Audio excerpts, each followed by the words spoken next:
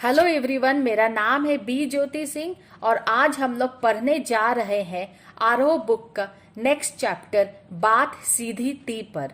इस पोयम को लिखा है श्री कुंवर नारायण जी ने। First paragraph. बात सीधी थी पर एक बार भाषा के चक्कर में जरा टेढ़ी फंस गई। उसे पाने की कोशिश में भाषा को उल्टा पलटा तोड़ा मरोड़ा घुमाया फिराया कि बात या तो बने या फिर भाषा से बाहर आए, लेकिन इससे भाषा के साथ साथ बात और भी पेचीदा होते चली गई।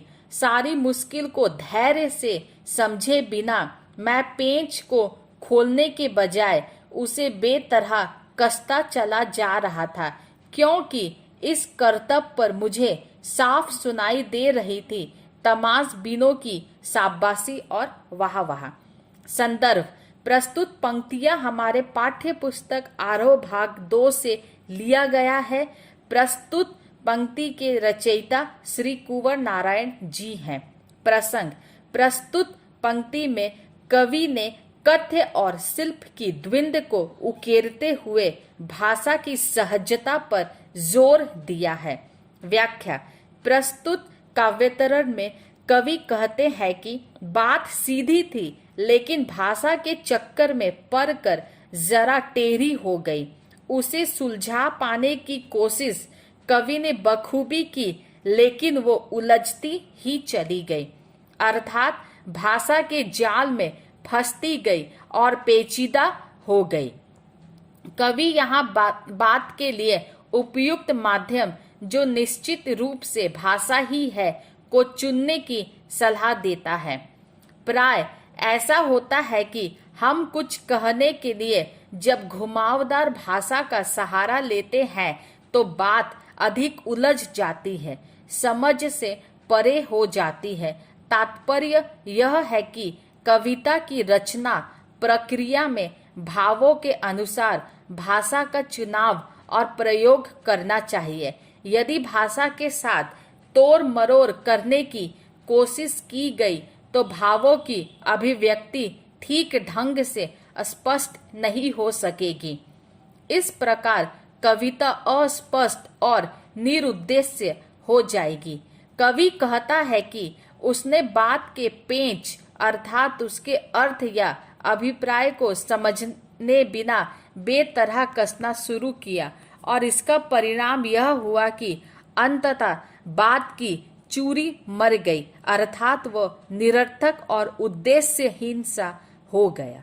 उसकी कसावट एवं पैनापन जाता रहा, वो शब्दों की गठरी बनकर रह गई। कवि को ऐसा करते देखने वालों ने उसका व्यंग्य पूर्वक वाहवाही के शब्दों में उपहास किया। Next para.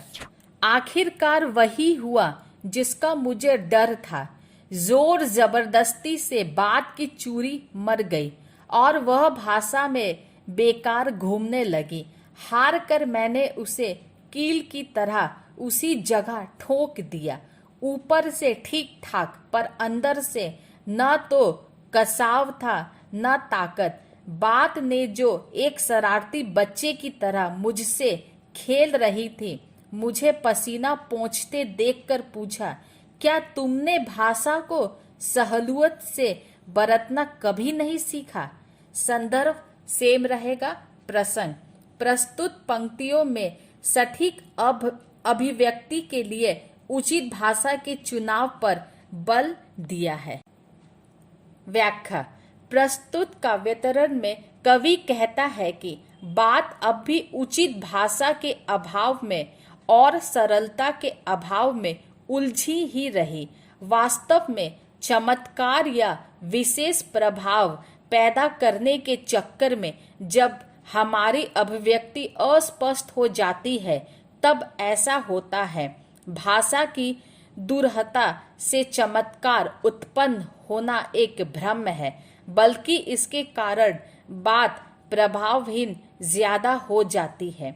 सहज शब्दावली के द्वारा भावों की अभिव्यक्ति अधिक सुगमता से होती है और सहजता में दृढ़ता एवं स्थायित्व भी अधिक होता है।